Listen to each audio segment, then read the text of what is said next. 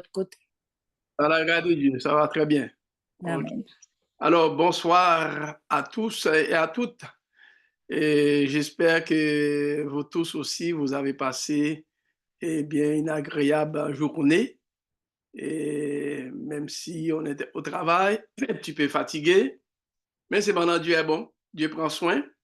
Il maintient en nous les souffles de vie. Il nous permet de respirer. Tout ça aussi, vraiment, c'est sa grâce, hein. Nous devons louer Dieu.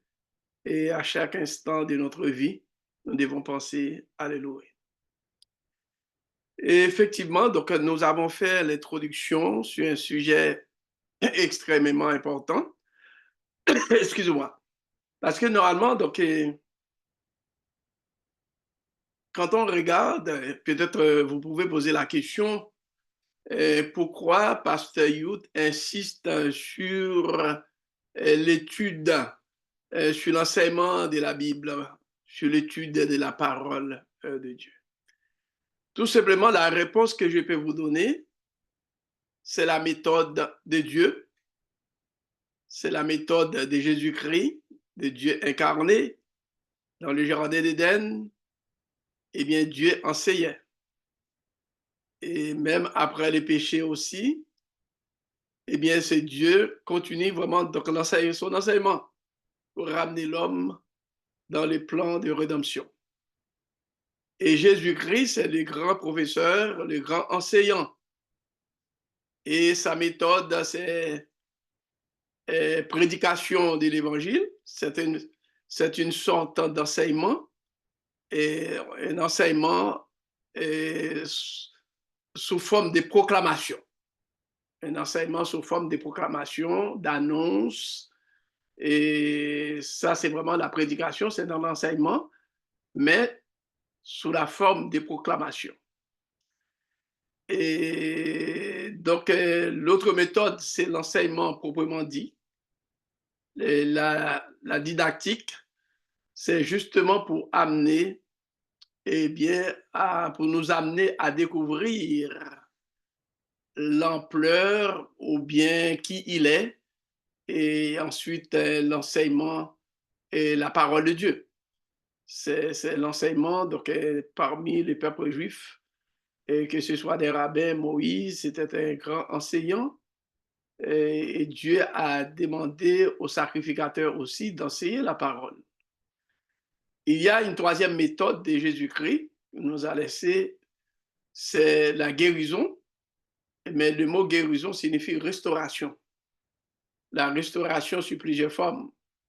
Ce n'est pas seulement vraiment donc la guérison au niveau de l'intervention de Dieu, mais Dieu nous a donné des outils aussi pour pouvoir restaurer et les gens qui nous côtoient et puis donc notre communauté, et soit par des remèdes naturels, et bien par des paroles de Dieu, etc. Eh bien, donc ce qui veut dire ces trois éléments-là, ce sont des méthodes de Jésus-Christ. Donc pendant, nous avons commencé à étudier un sujet extrêmement important, la loi, et ensuite la loi, et qu'est-ce que encore qu'on va étudier? C'est la loi, et ensuite La justification par la la foi. justification par la foi dans les écrits de Paul. Effectivement, donc à l'époque de Paul, les chrétiens avaient certaines difficultés, particulièrement les juifs avaient des difficultés aussi. Pour les juifs croiraient, pour être sauvés, il faut pratiquer la loi.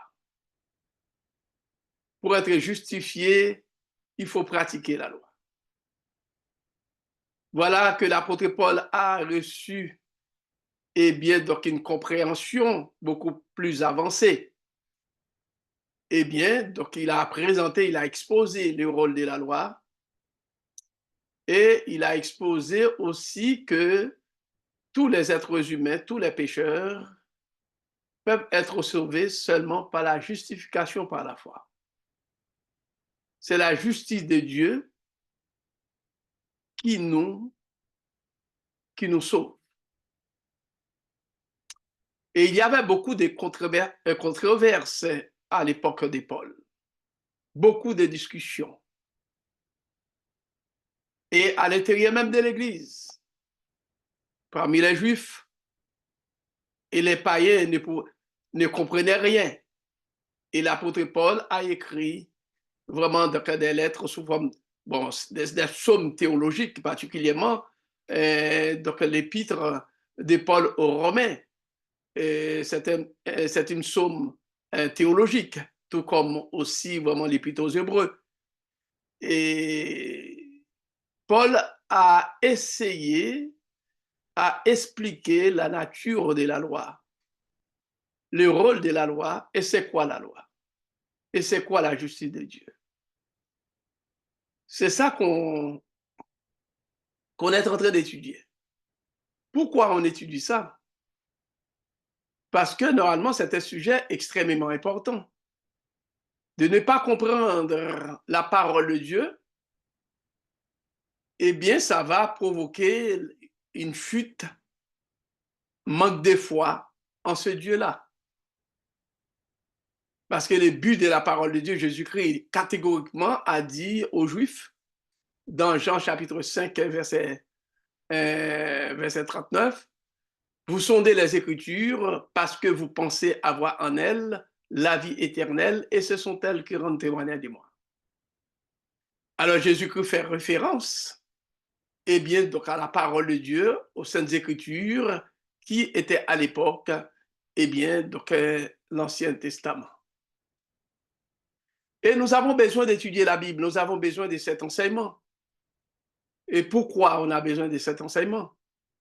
Parce que Satan, l'ennemi de nos âmes, eh bien, va nous séduire à partir de la parole de Dieu non comprise.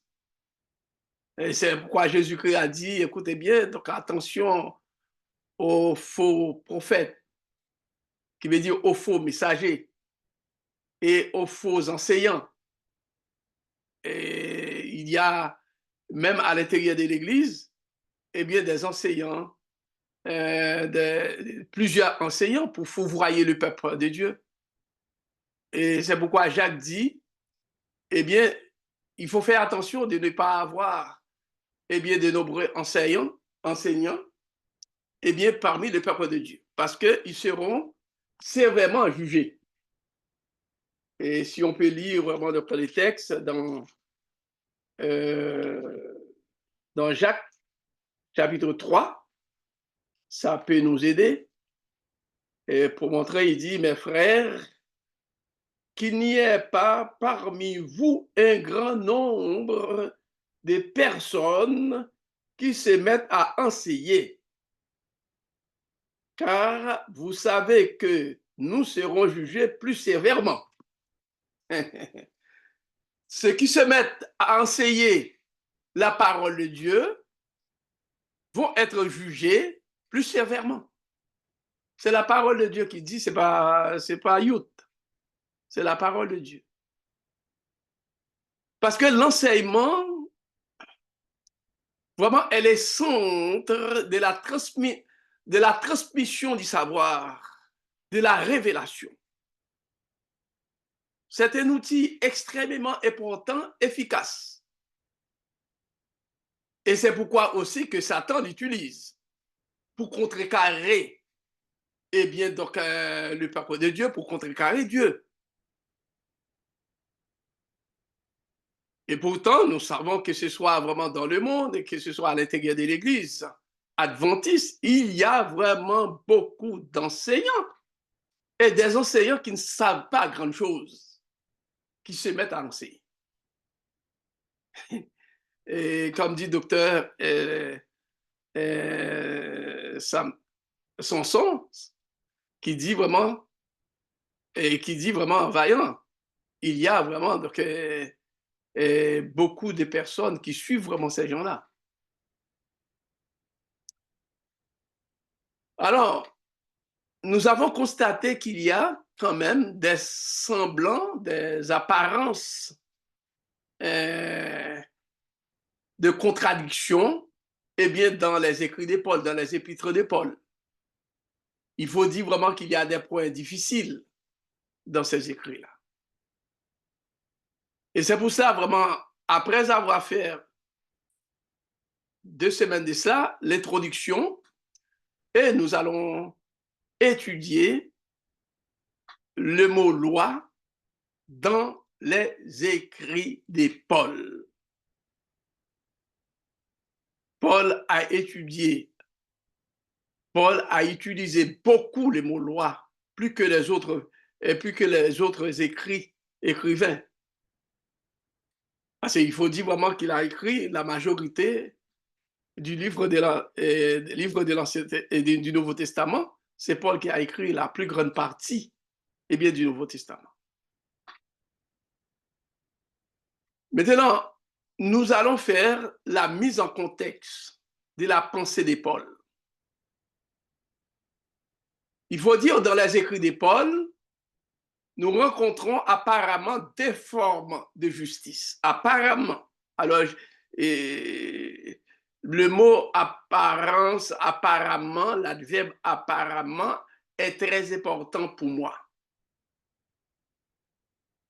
Qui veut dire, dans une lecture précipitée, pour ne pas dire superficielle, vous allez conclure qu'il y a vraiment 2 formes de justice. Il y a la justice qui vient de la loi, tout ça c'est apparemment, et celle qui vient de la foi. Alors étudions, n'oubliez pas que tout au cours de cette étude, vous êtes libre à poser des questions pour pouvoir éclaircir ou bien pour pouvoir élucider vraiment certains points obscurs. Et c'est dans ces dialogues didactiques qu'on peut arriver à comprendre mieux la matière qu'on est en train d'enseigner. La loi dans les écrits de Paul n'est pas seulement limitée au décalogue. Très souvent, on cherche à défendre le décalogue, eh bien, donc automatiquement qu'on rencontre vraiment le mot loi, et puis on dit vraiment c'est la loi cérémonielle, et pour combattre d'autres personnes, etc. Et alors, nous allons faire une étude très approfondie, vous pouvez prendre des notes aussi.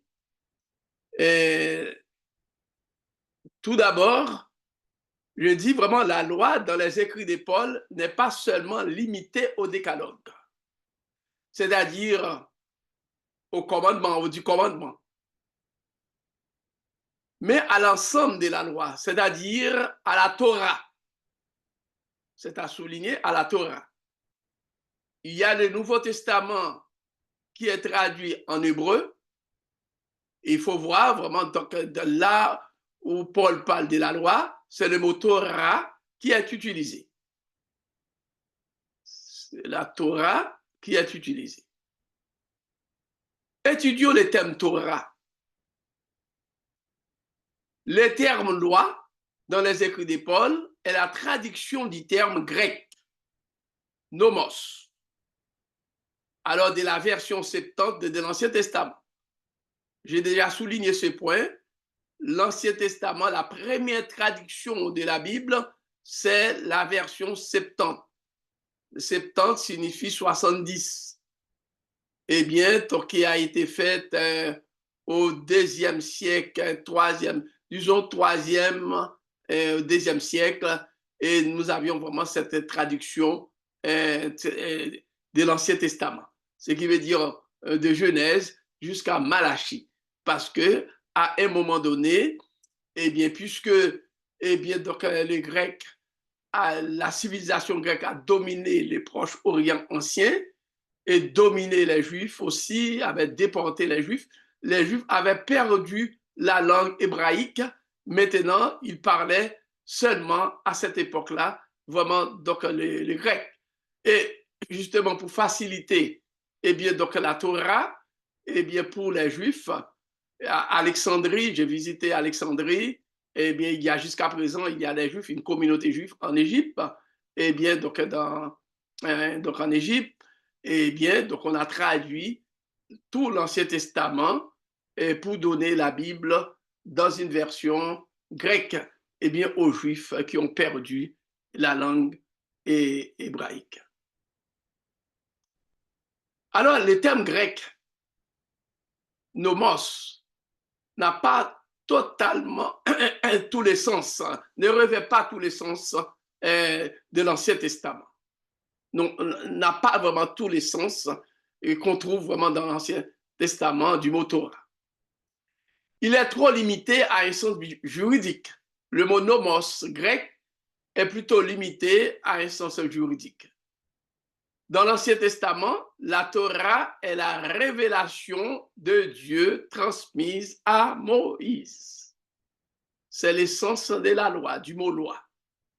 Le mot loi, qui est Torah, que ce soit, même si c'est traduit par nomos, qui a un sens juridique, mais la Torah représente, signifie la révélation de Dieu transmise à Moïse. Et c'est une révélation, la Torah, qui veut dire vraiment dans la Torah, vous allez trouver vraiment tous les préceptes, tous les principes, par exemple de ne pas manger du sang, la viande avec le sang, etc. Tout ça fait partie de la Torah, de la révélation, de ne pas manger les viandes impures, etc. Ça fait partie de la Torah. OK? Qui veut dire c'est vaste. Et tout comme aussi les 10 commandements, c'est plutôt les signes de l'alliance, la base de l'alliance en tant que telle. Ça fait partie de la Torah. OK. Alors, qui veut dire la Torah est acceptée par tout le peuple. Jusqu'à présent. Quand on parle de la Torah, c'est la Torah qui fait l'autorité. Le mot hébreu Torah est dérivé de plutôt vraiment du verbe. Excusez-moi. Eh bien, donc, j'ai écrit vraiment donc, verbal, de la racine verbale. C'est ça, la racine. J'ai manqué le mot racine. Est dérivé de la racine verbale. Yara. Yara. Et vous pouvez répéter avec moi là où vous êtes. Yara, Y-A-R-A-H. Yara. C'est de la racine verbale yara. Alors, ce verbe yara a 3 sens. Le premier sens du verbe yara signifie jeter, lancer, tirer. Ça, c'est le premier sens du verbe yara. Deuxième sens signifie apprendre, instruire, éduquer, donner des directives rituelles, enseigner la distinction du sacré et du profane, enseigner quelque chose à quelqu'un. Waouh! Ça, c'est vraiment donc, le sens eh bien, donc, de ce mot-là. Donc, les termes loi ou Torah peut se traduire par enseignement. OK, vous êtes là? Alors, nous allons continuer.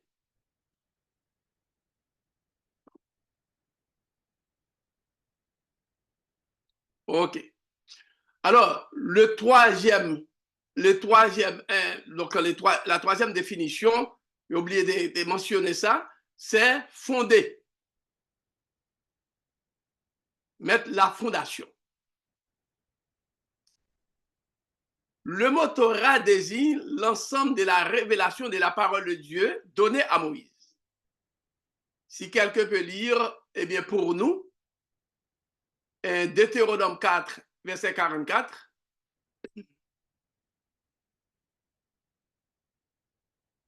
Deutéronome 4, verset 44. Deutéronome 29, verset 20, une autre personne. Deutéronome 30, verset 10, une troisième personne. Vous allez lire, il faut lire. Deutéronome 4, verset 44. C'est ça? Oui. Deutéronome 4, verset 44. C'est ici la loi que présenta Moïse aux enfants d'Israël. C'est ici quoi? La loi. Alors, ici, dans le texte hébreu, c'est ici la Torah. Okay. C'est ici la Torah.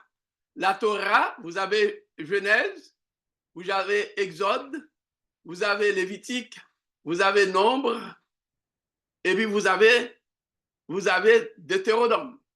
Parce que c'est Moïse. Moïse allait écrire Deutéronome avant de mourir. OK? Et alors, le chapitre 34, ce n'est pas Moïse qui l'a écrit, mais c'est plutôt Josué, comme testament. Parce que chapitre Deutéronome, le premier chapitre jusqu'au chapitre 33, c'est Moïse qui a écrit ça. Ça, c'est l'ensemble. C'est ça qu'on appelle Torah. Il dit, Deutéronome 4, verset 44, c'est ici la Torah. C'est ici l'ensemble de la révélation que Dieu donne. Deutéronome 29, verset 20.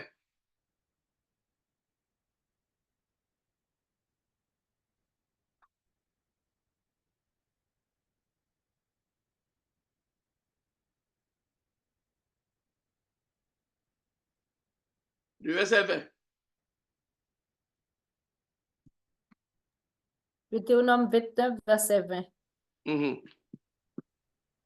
L'Éternel ne voudra point lui pardonner. Mais alors la colère et la jalousie de l'Éternel s'enflammeront contre cet homme. Toutes les malédictions écrites dans ce livre reposeront sur lui, et l'Éternel effacera son nom de dessous les cieux. Qu'est-ce que le texte dit? Est-ce qu'on peut résumer ça?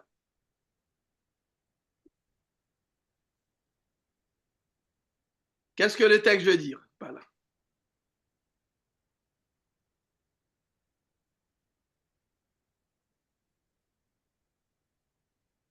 Personne ne peut intervenir?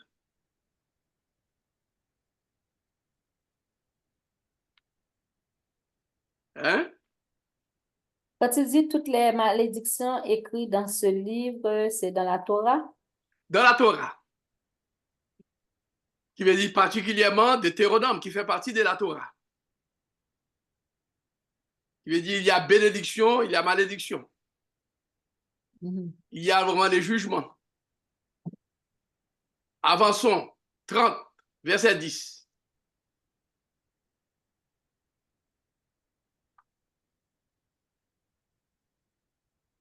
Verset 10. 30, Allez, verset 10. Une seconde. 30, verset 10.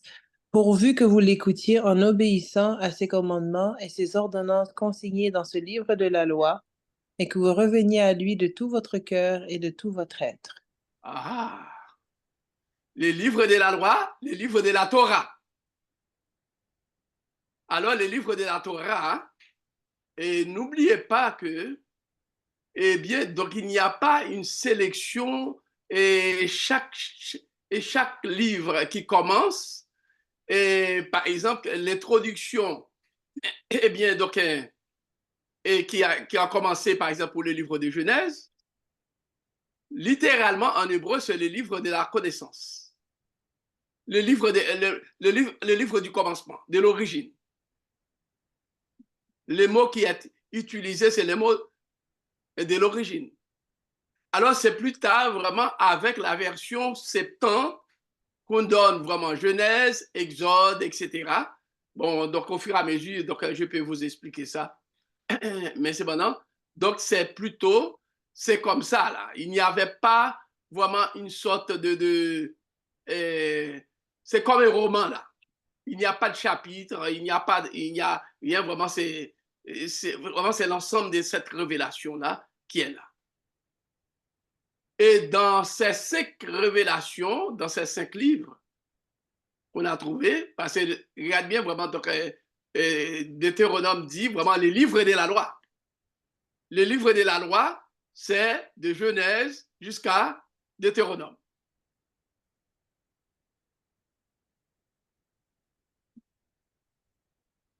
Est-ce que c'est clair? Que ce soit dans les écrits des chroniques des rois, quand on parle eh bien, des livres de la loi, on fait référence à l'ensemble de révélations que Dieu a données à Moïse, de Genèse, ou bien les Pentateuques. Les Pentateuques.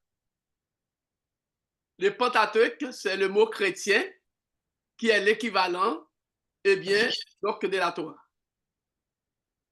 Geneviève, je te prie. Oui. Ça va? Oui, ça va bien, vous? Ça va très bien. Ça fait longtemps, hein? Oui. Est-ce que c'est clair, mes amis? Quand on parle des livres de la loi, que ce soit dans Esdras, on voit vraiment les livres de la loi, ces livres de la loi, etc. On parle de l'ensemble de la révélation donnée à Moïse. L'ensemble des révélations données à Moïse. Il n'y a pas de questions? Non, c'est clair. C'est clair? Dans toute la Bible, quand on voit vraiment les livres de la loi, ça, c'est vraiment, donc, on fait référence. Mais cependant, ce même Torah va être utilisé pour désigner toute la Bible. Nous allons continuer. Alors, le premier prophète de l'Ancien Testament qui a désigné, qui a écrit, eh bien, donc, qui a utilisé le mot Torah pour désigner toute la Bible, le prophète Ésaïe. Emploie le mot Torah pour inclure les écrits des prophètes. Alors à ce moment-là, cet emploi de la Torah va dire, c'est pas seulement la révélation que Dieu a donnée à Moïse, l'ensemble de la révélation de Genèse, et bien donc à Deutéronome, qui représente eh bien donc la Bible comme révélation, mais c'est tous les écrits des prophètes aussi. Pourquoi? Parce que tous les écrits des prophètes, ce sont la révélation par étape de la Torah que Dieu a déjà donnée à Moïse. C'est la compréhension, que ce soit le livre de Josué. C'est le développement eh bien, de la révélation de la Torah que Dieu a donnée. Par conséquent, le livre de Josué eh bien, va faire partie de la Torah. Tous les autres prophètes, y compris le Nouveau Testament. Parce que puisque le Nouveau Testament, c'est l'interprétation. Et c'est ça que Paul va nous présenter. C'est pourquoi vraiment que les écrits de Paul sont complexes.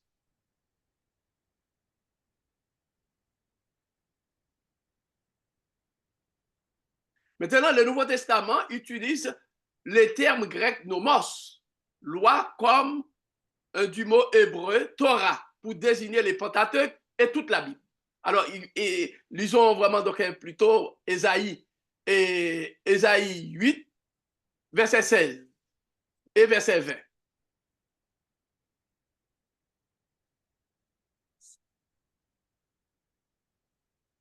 Ésaïe 8, 16 et 20. Ésaïe chapitre 8. OK.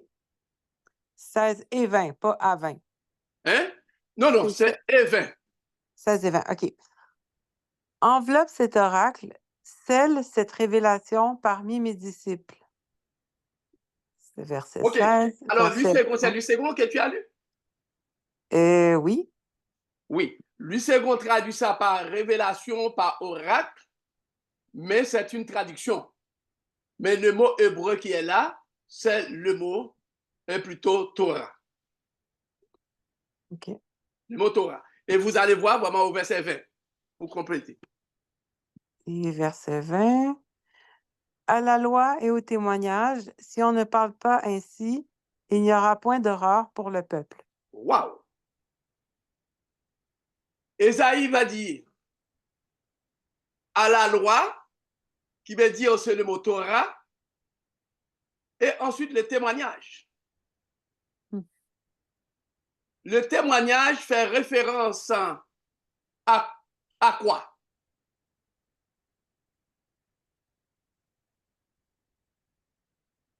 Les adventistes.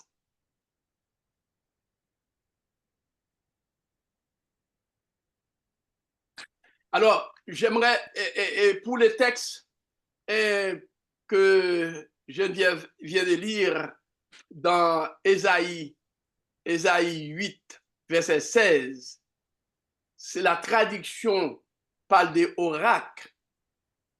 Mais cependant, donc il y a la Bible Chouraki. Est-ce que vous connaissez la Bible Chouraki, la traduction Chouraki? Non. Non. C'est un juif qui a traduit toute la Bible pour les juifs francophones. Il a traduit vraiment donc, dans la mentalité juive, le Nouveau Testament, l'Ancien Testament, etc. Je vais lire vraiment sa traduction, qui est la meilleure traduction. Et le verset 16 d'Ésaïe, il dit « Enserre le témoignage, scelle la Torah pour mes appreneurs. » Alors, qui veut dire, lui, c'est qu'on traduit vraiment oracle parmi les disciples.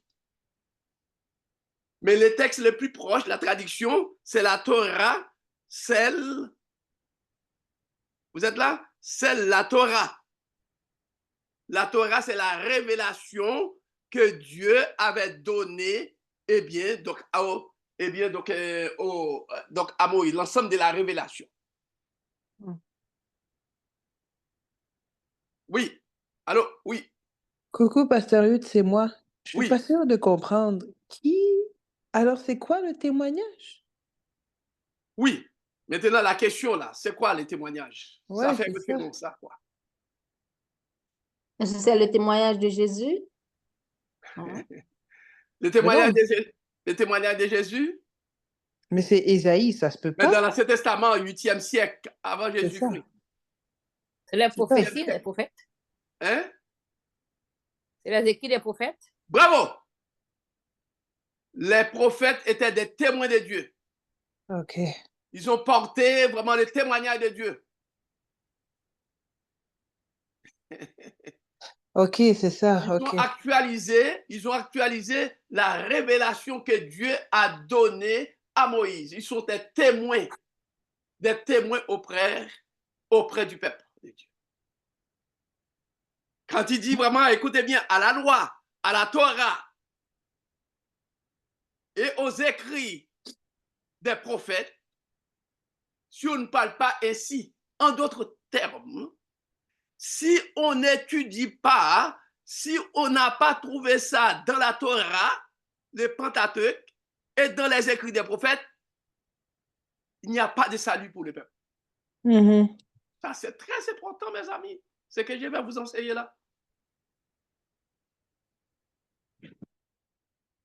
Le salut se trouve dans la parole de Dieu, dans la révélation de la parole de Dieu.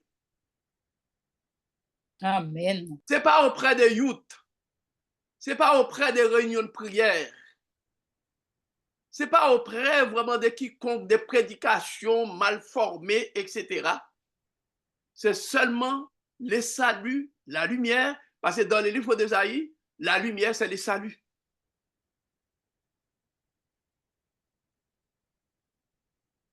Témoignage ici, ce n'est pas les écrits d'Ellen White. 8e siècle avant Jésus-Christ. À la loi et au témoignage, si on ne parle pas ainsi, c'est quoi? Il n'y a point d'aurore. Il n'y a point de salut pour le peuple.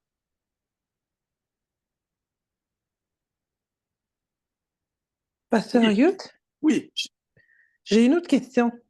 oui. Et ici, qu'est-ce qu'on répond aux gens qui, admettons quelqu'un qui dit, ben c'est ça, j'ai pas besoin vraiment d'aller à l'église et tout, je peux juste me étudier la Bible chez moi et puis, c'est justement étudier la loi et le témoignage chez moi, puis faire ça de mon côté. OK. Si la personne dit ça, mais c'est maintenant que nous allons nous référer à la Torah qui parle de l'assemblée. Comment se réunir pour enseigner ensemble, Mhm, en communauté. En communauté, il y a toute une force. mhm, On ne peut pas étudier, on ne peut pas étudier la Bible pour trouver la lumière seulement tout seul. mhm, C'est dans le partage qu'on comprend. C'est vraiment que le but, Dieu, c'est un Dieu communautaire. Dieu n'est pas un Dieu individualiste. mhm, Qui veut dire chaque personne qui étudie, on doit se rencontrer. C'est là vient le mot lorsqu'on a transporté ou bien on a déporté les Juifs à Babylone. C'est là qui veut dire qu'il n'y a plus de temple. Il n'y a plus d'enseignement des sacrificateurs. Qu'est-ce qu'ils ont fait? C'est là qu'ils ont inventé la synagogue. mhm. La synagogue a été inventée à Babylone. Et le mot synagogue signifie ça. Signifie quoi? Signifie assemblée. Mhm. C'est assembler les lieux pour étudier la Torah, la Bible, la parole de Dieu. Est-ce que ça va? Ça Oui. répond? Oui, ça répond bien, merci. C'est très important l'assemblée. Par exemple, normalement, l'adoration est individuelle d'abord. Mhm, L'adoration de notre Dieu, de Dieu de la Bible, est individuelle et personnelle. Mais Dieu convoque chaque individu à avoir une adoration collective. mhm, C'est le 7e jour. C'est Dieu qui convoque. Le mot convocation signifie assemblée. Qui veut dire c'est dans le plan de la rédemption qu'il doit y avoir de rassemblement. L'église primitive n'avait pas de lieu, mais ils se réunissaient en communauté, dans les familles, pour adorer. mhm. Quelqu'un, un chrétien qui se retire comme ça, il est en danger. Oui, ouais, c'est ça. Il est en danger. Mhm, Parce que Satan est fort sur nous, peut nous influencer quand nous sommes seuls. mhm. Ça amène à de fausses doctrines. Ouais. Ouais. Tu vois, par exemple, ce qu'on est en train de faire là, d'étudier la Bible ensemble chaque mardi, c'est une force. Mhm, Dieu va nous éclairer. On prie, on étudie ensemble. La réforme protestante, c'était comme ça. mhm, Ça ne venait pas vraiment comme de Martin Luther. Ça a commencé au 14e siècle avec Bernard de Clairvaux dans les couvents. mhm. Dans les couvents avec certains prêtres qui croyaient dans la Bible. Qui veut dire l'éclatement de cette étude-là a eu lieu au XVIe siècle.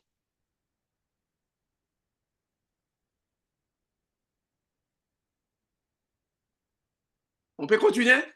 Ça va? Oui, merci. Oui, merci Alors, beaucoup. n'oubliez pas, ici, vraiment, dans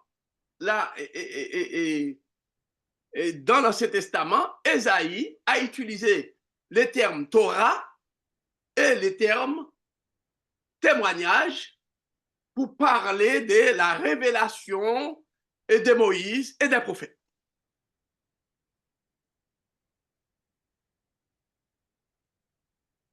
OK.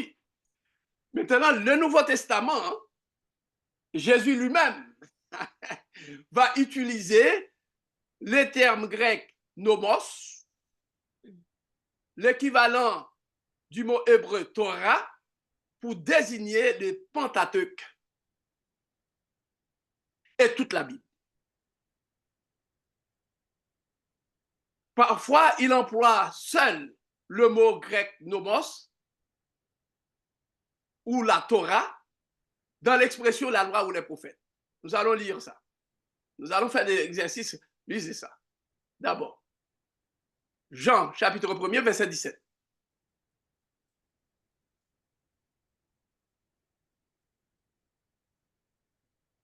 Jean, chapitre 1er, verset 17. Lisez, mes amis. Je crois que vous êtes nombreux quand même sur Zoom. Car la loi a été donnée par Moïse, la grâce et la vérité sont venues par Jésus-Christ. Voilà.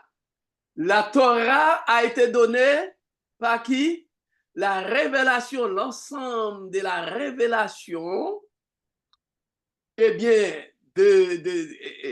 qu'on trouve dans la Bible qui révèle vraiment donc, les sacrifices de Jésus et qui veut dire Jésus-Christ qui allait mourir, tout ça, etc., cette révélation-là a été donnée à Moïse. Et la grâce, qu'est-ce que le texte dit? La grâce Et la vérité sont venues par Jésus-Christ. C'est ça, la vérité sont venues par Jésus-Christ. Qu'est-ce que ça signifie? La vérité est venue par Jésus-Christ. Ça parle de l'incarnation. La vérité, ce n'est pas un concept. La vérité, c'est une personne. Dans l'évangile de Jean, c'est Jésus qui est la vérité. Dans l'Ancien Testament, surtout Ésaïe, c'est l'Éternel qui est la vérité, qui est le Dieu de vérité. Il veut dire la Torah a été communiquée à Moïse pour parler de l'incarnation, la mort de Jésus-Christ. Le premier évangile qu'on a trouvé, c'est Genèse chapitre 3 et le verset 15.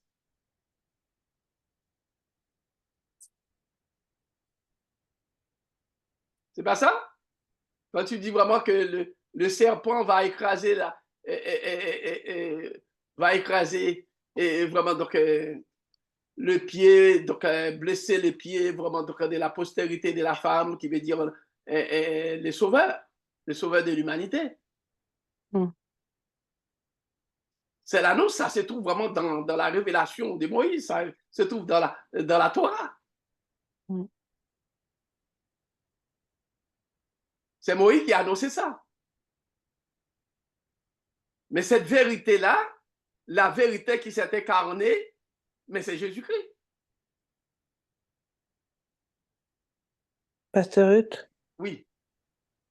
pourquoi tu dis que c'est la vérité? Je veux dire, je sais qu'il y a plein de versets bibliques qui disent ça, là. Je comprends l'idée, mais de façon plus cartésienne, plus concrète, qu'est-ce que ça veut dire Jésus est la vérité?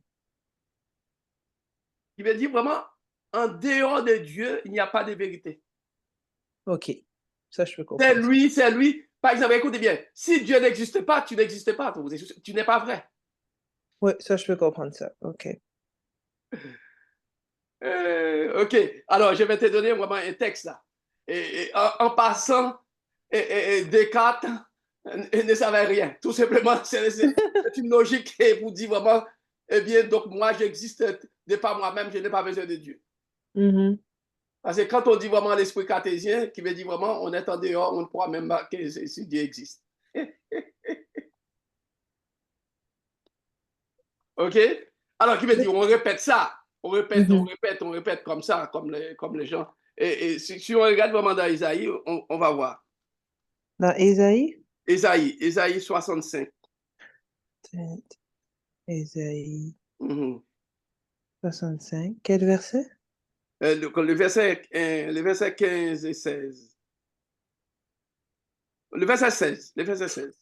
Verset 16. Ésaïe 65, verset 16.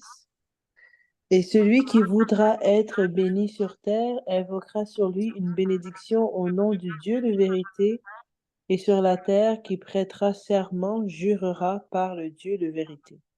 Voilà. Qui veut dire, c'est Dieu de vérité. En dehors de lui, il n'y a pas de vérité. Mhm, Tout ce qui doit être vrai, c'est à travers lui. mhm. C'est lui qui est vrai. C'est pourquoi Jésus-Christ dit, je suis la vérité et la vie. Parce que dans le fond, tout ce qui est vrai vient de lui, c'est ça? Ben oui. Est-ce que c'est parce que tout ce qui Très vient, bien. tout ce qui est vrai vient de lui? Le péché vient du mensonge. Le péché ne vient pas de Dieu. Ouais.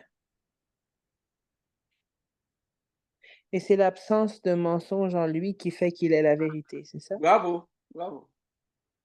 C'est parce que, au contraire, Jésus-Christ dit, c'est parce qu'il ne se tient pas de la vérité. Mhm. Le péché vient. Vous connaissez ces passages-là? Le péché, Jean, mais oui, Jean chapitre 8.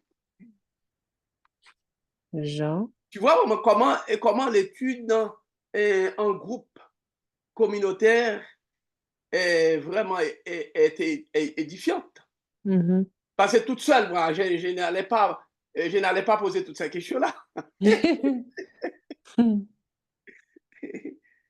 OK. Jean chapitre 8, Mhm. le verset 44. OK. Lisez ça. Voilà Donne-moi une pourquoi. seconde. Verset Jean 8, verset. Ah oui, votre père, c'est le diable et vous voulez vous conformer à ses désirs. Depuis le commencement, c'est un meurtrier. Il ne se tient pas dans la vérité parce qu'il n'y a pas de vérité en lui. Ah, Lorsqu'il ment, il parle de son propre fond, c'est ça. puisqu'il est menteur, lui, le père du C'est ça. mensonge. Il a coupé le pont avec la vérité, avec Dieu. Mhm, mhm, C'est séparé de Dieu. mhm. Qui veut dire, C'est vrai. en nous, nous n'avons pas de vérité. C'est lorsque on est branché avec Dieu, on est dans la vérité. Hum. C'est très important, mes amis. En nous, nous n'avons. Satan est dans le mensonge, c'est parce que Satan s'est séparé Mhm, de celui qui est vrai. mhm. En tant que chrétien, automatiquement, qu'on coupe notre relation avec Dieu, on est dans le mensonge. OK, mais là, j'ai une question, Pasteur Youth. Oui. Après ça, j'arrête. Non, on pose la question parce que c'est le but de l'étude, là. Tant pis pour les autres qui ne posent pas de questions. Est-ce que ça veut dire que les gens du monde qui n'ont pas de relation avec Dieu, eux, il y a forcément du mensonge en eux? Oui, c'est le mensonge. Wow, that's rough. OK, Pasteur, c'est chaud, ça. Oui, ils vivent dans les mensonges. Ils vivent dans les mensonges. Et les chrétiens aussi qui sont à l'intérieur de l'Église, qui ne sont pas connectés avec Dieu, ils sont dans les mensonges. Mhm, mhm. Parce qu'ils ne sont... C'est comme si, par exemple, là, dis-moi vraiment, donc, ton fil de courant, là, si ce n'est pas connecté avec vraiment la puissance électrique, là, ça ne peut pas donner de la lumière. Mhm, mhm. Ce sont des morts vivants. Ce sont des menteurs qui mentent. C'est fou. Pasteur, D'accord. Alors, Pasteur, oui, c'est moi, Tony. Ça va bien? ça va bien, Tony. OK. Et alors, je reviens avec la question de Nadia encore parce que dans Actes chapitre 7, verset 38, il a parlé de l'assemblée, mais tu as dit tout à l'heure, c'est à Babylone on commençait à faire des rassemblements, c'est ça? La synagogue a été inventée à Babylone. Oh, alors, c'est la synagogue, c'était des rassemblements, mais et selon ce que je vois dans Actes chapitre 7, verset 38, si quelqu'un veut lire, est-ce que cet rassemblement-là, c'était lors de l'Assemblée du désert? C'est pas... Non, ça, c'est qui veut dire vraiment avec Moïse. Oui, mais C'est c'était... l'idée, c'est l'idée vraiment de. Je parle vraiment en communauté, là. Et comme si, comme l'Église, on a vraiment Centre Bonne Nouvelle, on a Saint-Léonard, etc. Et ce type de choses-là. Eh bien, donc, ce rassemblement a été créé donc, à Babylone. Oui, mais le verset 38 dit quelque chose là. J'aimerais qu'on lit ça parce que moi, j'aimerais être clair là-dedans. Qu'est-ce que tu veux avoir? Il dit, c'est lui qui, lors de l'assemblée du désert, était avec l'ange qui parlait sur la montagne de Sinaï, Moïse. et Ok. avec Tony, ses pères. Hein? Tony, il ne faut pas mélanger les choses, écoutez bien. Le Mais quand rassemblement du désert, on parle des rassemblements, c'est mais, ça? mais je vais t'expliquer. Le rassemblement du désert, c'est lors de la sortie du peuple d'Israël et bien de l'Égypte. Il y avait des rassemblements pour entrer à Babylone. Pour entrer, excusez-moi, pour entrer à Canaan. Arriver à Canaan, ça prend des années pour créer, eh bien, donc le temple. C'est là le temple qu'ils venaient adorer. Et tout le peuple, on a dit vraiment, même dans le Nouveau Testament, Jésus-Christ est venu avec vraiment ses parents, etc. Toutes les fêtes là, on a déjà étudié ça. OK. Maintenant, en 687, le temple n'existait plus. La déportation, les Israélites sont allés là-bas. Il n'y a pas de temple pour se rassembler. Il n'y a pas de temple vraiment pour adorer à Babylone, Tony. Oui. Le temple n'était pas là. Qu'est-ce qu'ils ont fait? Ils ont créé la synagogue. La synagogue, c'est comme par exemple une église ici, une église là, etc. Si tu vas vraiment à Westmont, c'est ça qu'on appelle synagogue. Le mot synagogue signifie assemblée. Dans ces lieux-là, eh bien, ils sont rassemblés. À leur retour, avec vraiment donc, avec Esdras, etc. Zorobabel. Hein? Oui, Zorobabel, et puis avec Esdras, et tout ça, etc. Le concept de synagogue qu'ils ont construit à Babylone, ils ont amené ça. Et Jésus-Christ est né à l'époque de la synagogue, parce que cette synagogue-là est venue de Babylone. OK. C'est ça qu'on parle. Qui veut dire qu'il n'y avait plus de temple. Après ça, on a traduit vraiment donc le temple, mais la synagogue était là pour étudier la parole de Dieu, le rassemblement des synagogues pour étudier la parole de Dieu, et ensuite le temple, c'est pour aller adorer à chaque fête. Est-ce que tu comprends là? Oui, merci. Alors, on ne parle pas, on parle vraiment de la synagogue qui a été inventée, créée à Babylone pour adorer, pour étudier la parole de Dieu. Quand on parle vraiment, eh bien, les rassemblements dans le désert, on parle des rassemblements, eh bien, à l'époque de Moïse, pour pouvoir adorer Dieu. Alors, la question qui a été posée, est-ce que vraiment quelqu'un, et puis peut dire vraiment, peut rester tout seul, et bien chercher la vérité, puisque là, c'est la vérité étudiée tout seul. C'est là vraiment qu'on dit, on a besoin de se rencontrer, de rassemblements pour étudier la parole de Dieu ensemble. C'était le but de la synagogue. Je comprends. C'est clair? Oui. OK.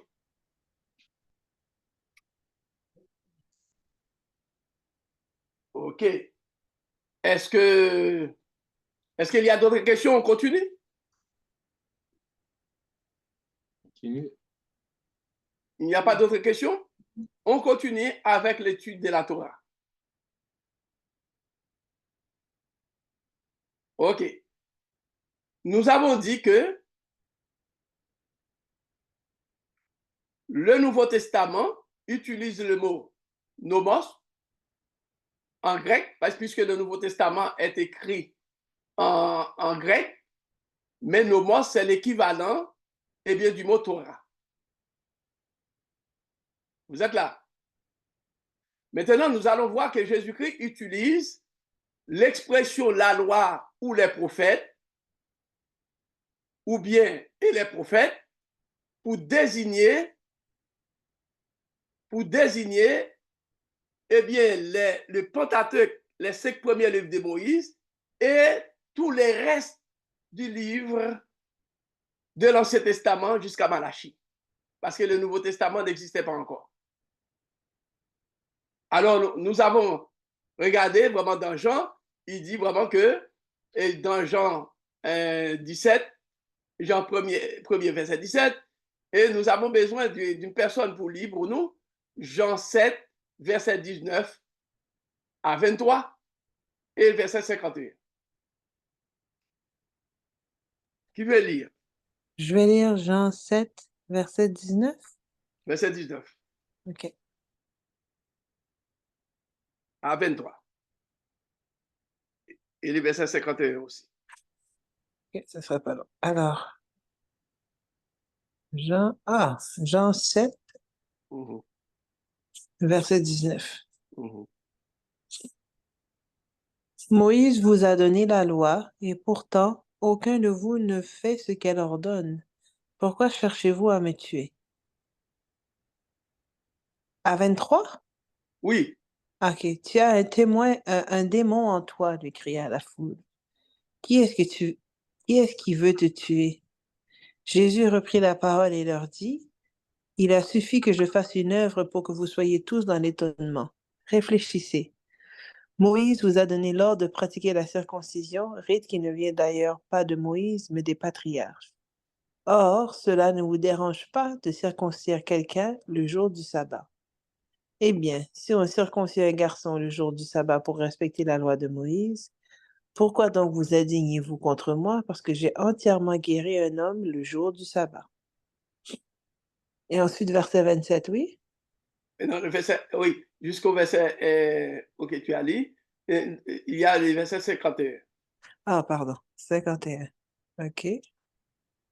51, ça dit, notre loi nous permet-elle de condamner un homme sans l'avoir entendu et sans savoir ce qu'il a fait de mal? OK.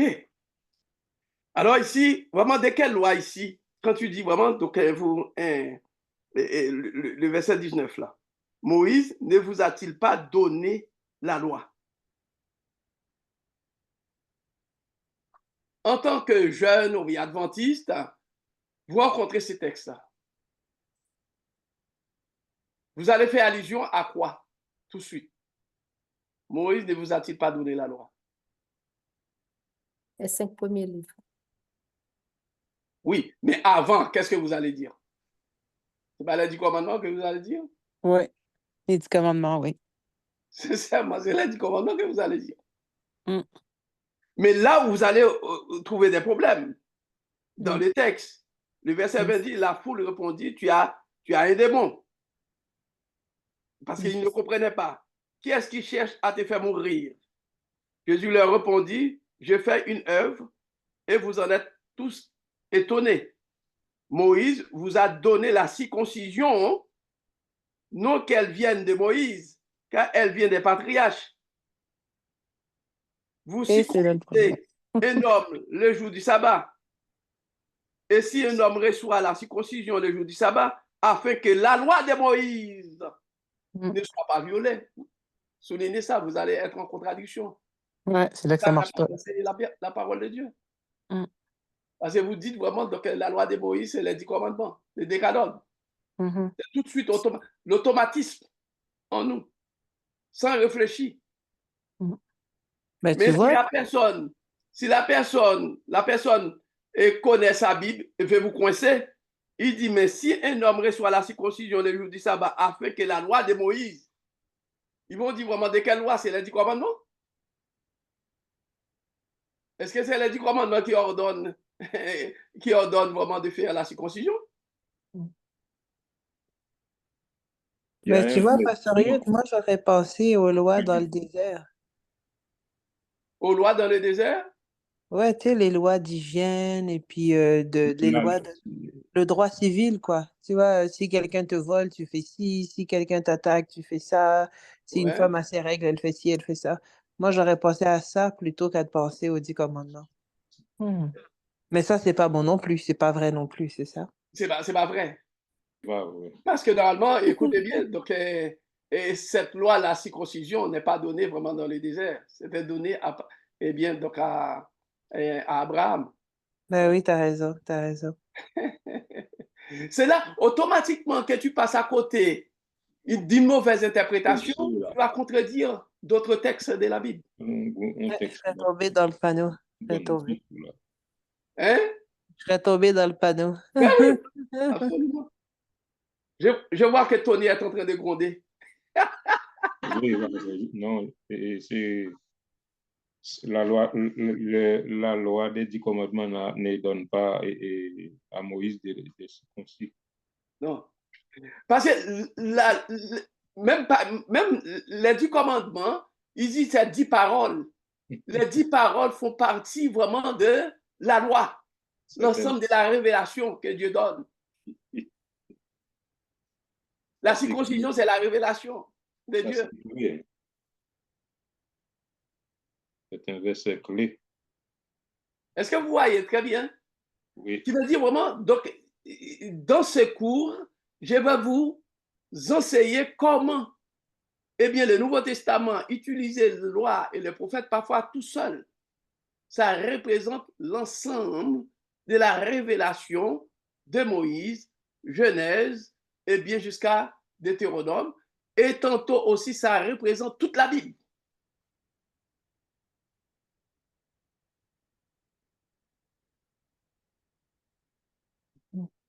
Est-ce que ça va?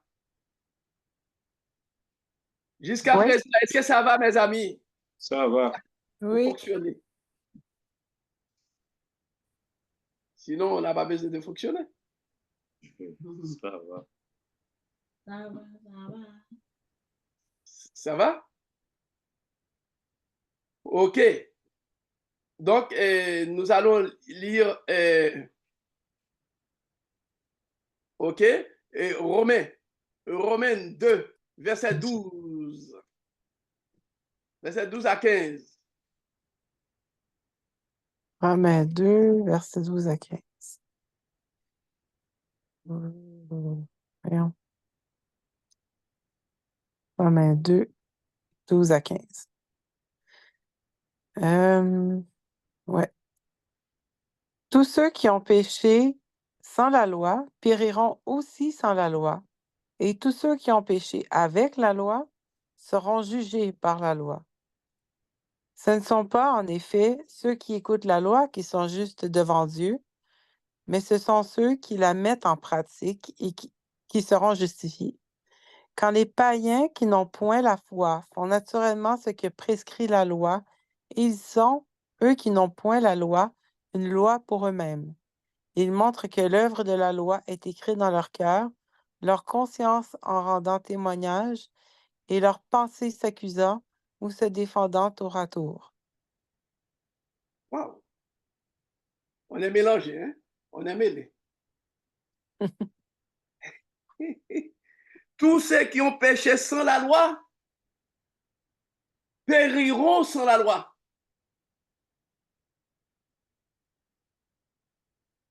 Et tous ceux qui ont péché avec la loi seront jugés par la loi.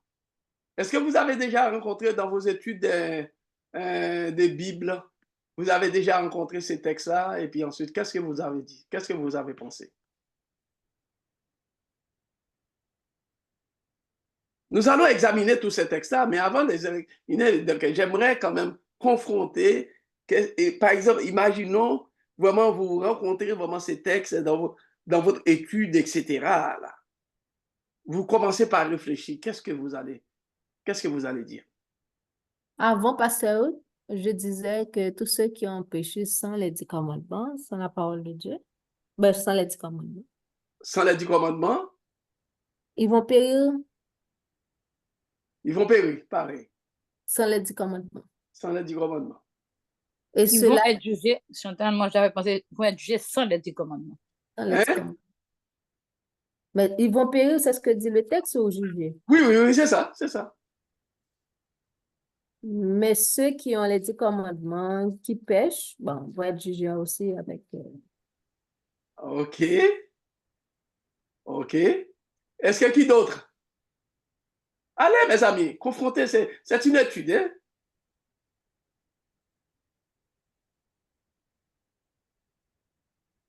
Moi, je pense qu'il y a une loi de la conscience aussi. Une loi de la conscience. Parce que la Bible dit que Dieu écrit la loi dans le cœur de tout le monde. Qui veut dire vraiment, cette loi de la conscience, elle est différente vraiment des 10 commandements. Non, non, non, ceux qui ignoraient. Par exemple, moi, j'ai mon grand-père qui ne connaissait pas la Bible, mais qui faisait des choses qu'il faisait quand j'ai appris à connaître la Bible, c'est qu'il faisait des choses comme s'il connaissait la Bible. Par exemple, il nous disait de ne pas enlever tout la récolte parce qu'il va y avoir des gens qui vont passer qui n'ont rien. Il ne faut pas tout dévaster dans le jardin. Et quand je lis la Bible, je vois ça. Il disait qu'il fallait toujours donner les premiers animaux, les premiers fruits. Il ne les utilisait pas, mais il ne connaissait pas la Bible. Quand j'ai lu la Bible, j'ai vu ça. Donc, où il a trouvé toutes ces choses qu'il disait alors qu'il ne savait même pas lire. Et tu es proche, mais tu n'es pas totalement. OK, on continue. Parce que normalement, donc, c'est ça que je vais vous amener à prendre conscience et sans la loi et avec la loi, etc. Je ne vais pas vous donner la réponse maintenant. Et donc, on va continuer. On va continuer. Donc, les versets, chapitre 4, verset 15. Lisons d'abord. Parce qu'après ça, il y aura vraiment donc, une période où on va décortiquer tout ça. OK? Alors, la loi que Paul parle vraiment sans la loi, ici, l'apôtre Paul veut parler vraiment sans la loi révélée. Sans la loi révélée, qui veut dire sans la révélation écrite. Sans la révélation écrite. Cette même révélation écrite est aussi dans la création et dans la conscience. Il n'y a pas deux révélations. La même révélation qui est donnée bien, à Moïse se trouve aussi dans la création et dans la conscience de tout le peuple. Comme on peut refuser d'obéir à la loi écrite, et puis on peut refuser aussi d'obéir à la loi révélée dans la conscience et dans la création.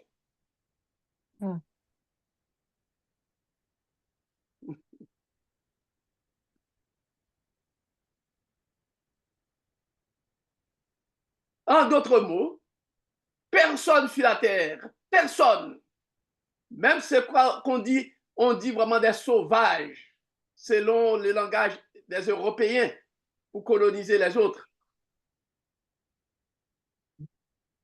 Tous. Dieu met à la portée de tous sa révélation universelle pour connaître Dieu. C'est ce que Paul va nous présenter. Exactement.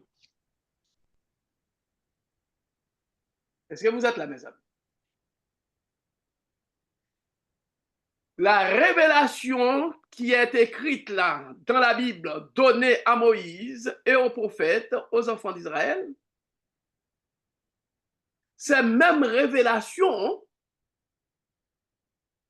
Dieu a donné ça à travers la conscience et à travers la création. Pasteur Youth, Mhm.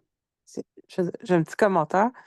Mais en fait, de ce qu'on vient de lire, de ce que je comprends aussi, c'est que tu connaisses ou non la loi, parce que ceux qui n'ont pas connu la loi puis qui vont mourir sans la loi, La loi écrite. et il y a ceux qui ont connu la loi, qui ont péché et qui vont être jugés par cette même loi. Bravo. Mais en Alors, fait, l'important, c'est que tu aies connu ou non la loi, finalement, ce qui compte le plus, c'est que tu la mettes en pratique, cette loi-là. bravo, bravo, D'où bravo. pourquoi certaines personnes l'ont, sans peut-être l'avoir connue, mais ça leur est révélé quand même et ils le mettent quand même en pratique. En pratique. Mm. Ah, bravo. Ce qui veut dire, la loi écrite, il y a une différence entre la loi écrite. La loi écrite, c'est la révélation qu'on a dans la Bible. Mhm. Ça, vraiment, c'est donné à un peuple particulier pour prêcher l'évangile, etc. Mhm. Mais la loi dans la création, étant donné qu'il y a des ambiguïtés, l'esprit de l'homme est obscurci. OK? Mais cependant, Dieu a ajouté la conscience. Dieu parle à travers la conscience. Ben, Dieu l'a dit aussi que maintenant, je graverai ces paroles dans votre cœur. Mais oui, Donc, mais c'est oui. dans notre Tel cœur. que Pilate avait reçu la révélation de Dieu sans avoir vraiment la loi Ouais. écrite pour me Mm. présenter que Jésus-Christ est le sauveur du monde. Mm, mm. Mm, Il n'avait pas la Bible, mais il avait la révélation. mm. Et il a fait son choix en conséquence. Il a fait son choix, bravo. Alors, Pilate ne sera pas jugé par la parole écrite dans la Bible, mais par la parole qui est révélée à sa conscience. Mm. Mm. Ce qui veut dire vraiment, les Africains autour, par exemple, les gens qui vivent dans l'Amazone, les gens qui vivent vraiment, les Amérindiens, tout ça, etc., même si vraiment on parle vraiment de la culture, ils ont reçu la révélation du vrai Dieu.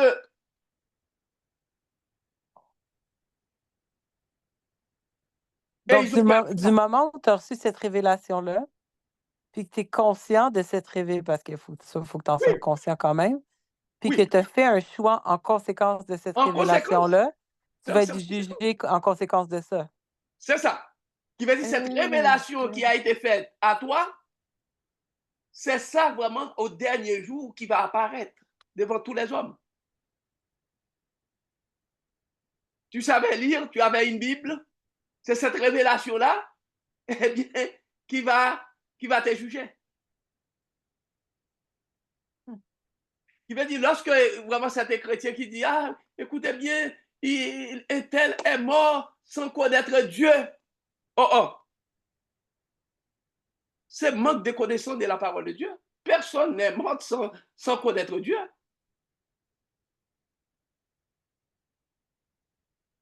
Il y a un choix. C'est pas parce que vraiment la personne n'est pas dans l'église, Dieu ne s'est pas révélé à cette personne-là.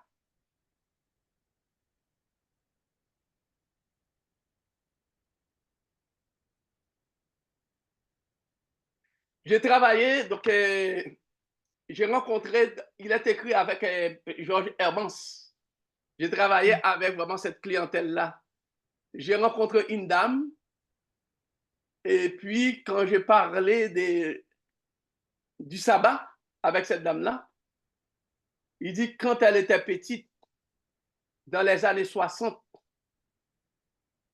eh bien, il n'y avait aucune congrégation qui parle du sabbat.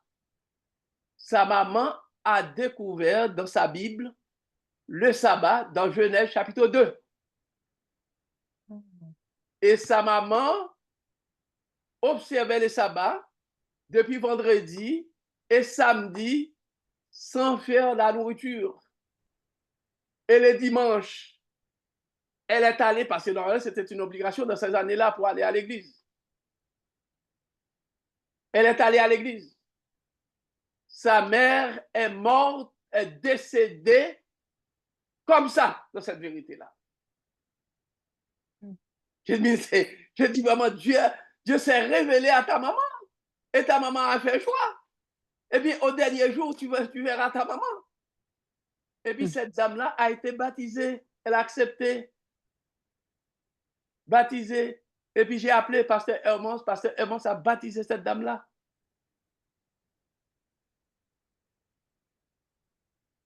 Bon, c'est une personne qui, ça fait depuis dans les années 80, ce qui veut dire c'est pas une personne qui était trop jeune, qui est très jeune. Et puis, donc, bien sûr, elle est décédée. Est-ce que vous voyez là? L'apôtre Paul va présenter ça. Et écoutez bien là, on termine ici parce que normalement il est 49. Et puis dimanche, et vos commentaires, est-ce que vous êtes en train d'apprendre quelque chose? Qu'est-ce que vous pensez de cette étude-là? C'est important parce qu'on va être jugé selon la mesure de révélation que Dieu a accordée à chacun de nous. Oui. Ouais, c'est ça.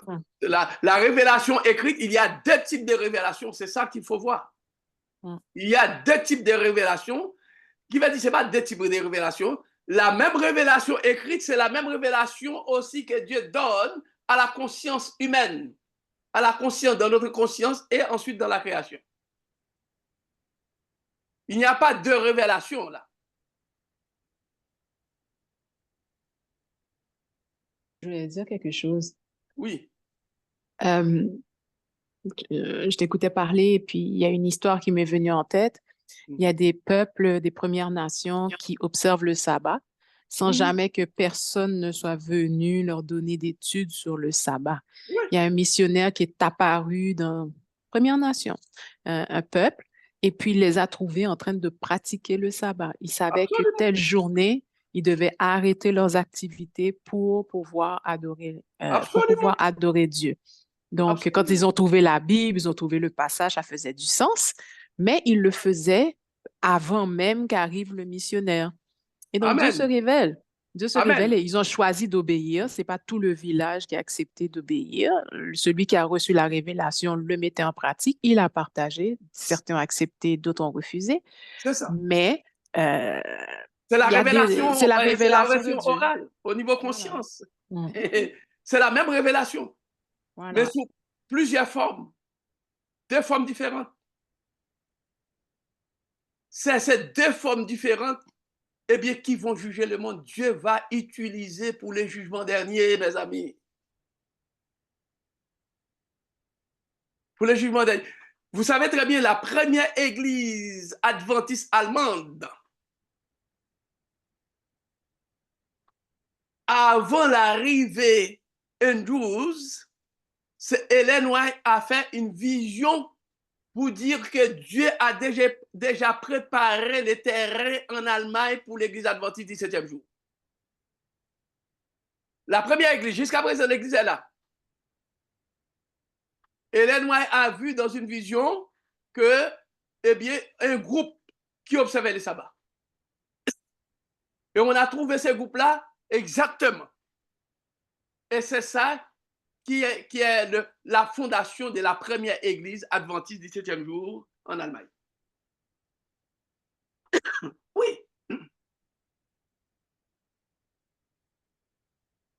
Si quelqu'un pose la question maintenant, pasteur Youth, oui. Vu que Dieu se révèle à sa manière aux gens. Qu'est-ce que tu dis? Dieu se révèle par la parole écrite, Dieu se révèle de différentes manières aux gens, c'est de révélation. Pourquoi a-t-on besoin de parcourir les villes pour la prédication alors? Pour fortifier, pour éclairer. Qui veut dire vraiment la révélation écrite est plus précise. Mais oui, Dieu a donné cette révélation écrite c'est justement pour pouvoir amplifier, renforcer. Les deux révélations sont très importantes. C'est ce que Paul dit aussi. Il veut dire la foi, la conscience marche avec la foi. Vous avez déjà lu ça? Dans le dernier verset qu'on peut lire, texte qu'on peut lire, donc dans 1 Timothée. Est-ce que c'est 2 Timothée? Ok, 1 Timothée.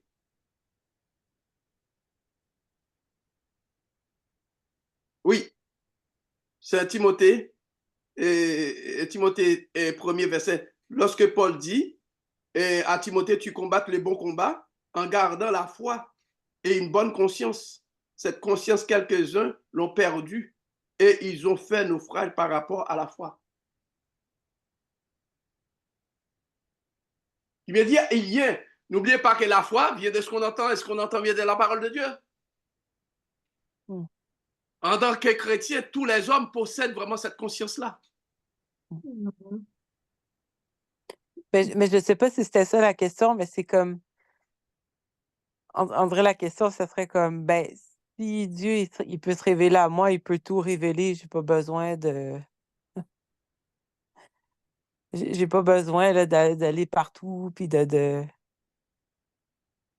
Oui, d'utiliser différents moyens, comme si quelqu'un différents pourrait dire moyens. ça, mais en même temps, Dieu se révèle de plusieurs façons, en fait. Donc, si on n'utilise pas tous ces canaux-là... Mais la révélation la plus complète, c'est la révélation écrite, qu'on le veuille ou non. Ouais, c'est sûr. C'est la révélation la plus complète. Qui veut dire que ça n'enlève pas la présence de la révélation écrite. Mais la révélation écrite, c'est tellement lent aussi. Vraiment, Dieu utilise vraiment ces deux formes-là pour sauver la race humaine. Là aussi, on peut crier quel amour.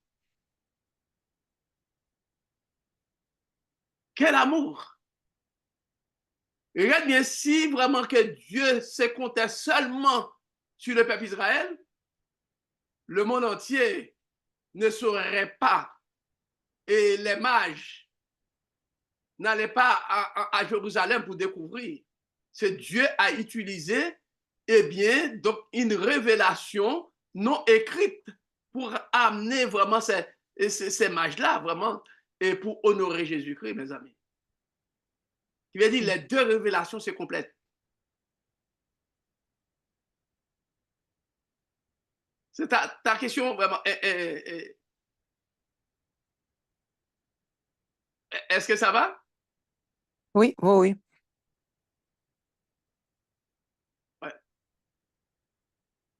On a besoin vraiment ces deux révélations-là.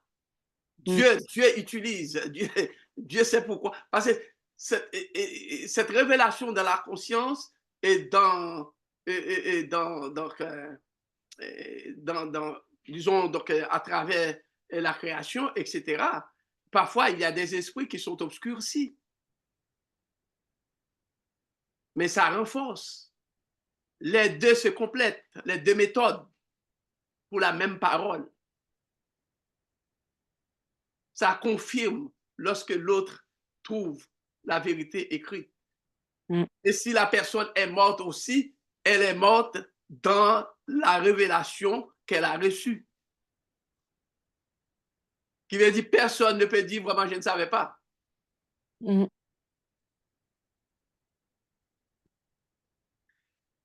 Alors,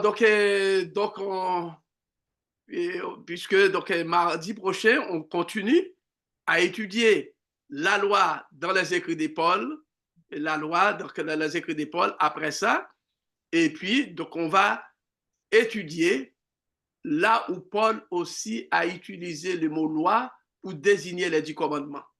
Qui veut dire c'est clair, nous allons voir. Et la loi représente l'ensemble de la révélation, le Pentateuque, l'ensemble de la révélation de la Bible, et bien donc jusqu'à Malachie, ça représente aussi, le mot loi représente l'ensemble de la révélation du Nouveau Testament, etc., l'Ancien Testament dans son ensemble, Et la loi aussi, Paul l'utilise pour désigner les 10 commandements. Et nous allons voir vraiment les textes que Paul utilise pour désigner les 10 commandements. Et après ça, nous allons voir quel est le rôle de la loi, de l'ensemble de la révélation. Est-ce que l'ensemble de la révélation qu'on a trouvé dans la Bible, est-ce que c'est l'ensemble de la révélation, on doit les utiliser pour être sauvé? Et c'est là qu'on va comprendre la justification par la foi. Alors, une fois qu'on apprend ça, qu'on comprend ça, on ne sera jamais légaliste. On serait vraiment des adventistes libérés, non coincés.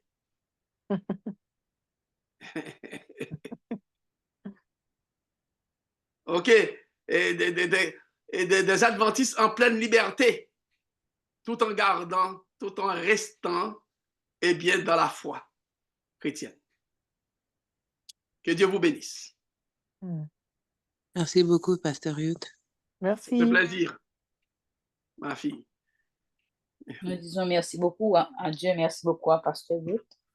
Nous avons bien appris bien les choses, pour permettre de nous faire comprendre que Dieu donne sa révélation écrite, mais il y a la révélation orale. Dieu se révèle à travers la nature. Dieu parle aussi à nos consciences. Nous disons merci à Pasteur Ruth et merci au Seigneur pour mettre fin à la réunion de ce soir. Nous demandons à Sœur Elma de chanter un couplet du numéro 128 et Sœur Danielle fera pour nous la prière de clôture. Comme une terre altérée, soupire après l'eau du ciel, nous appelons la rosée de ta grâce et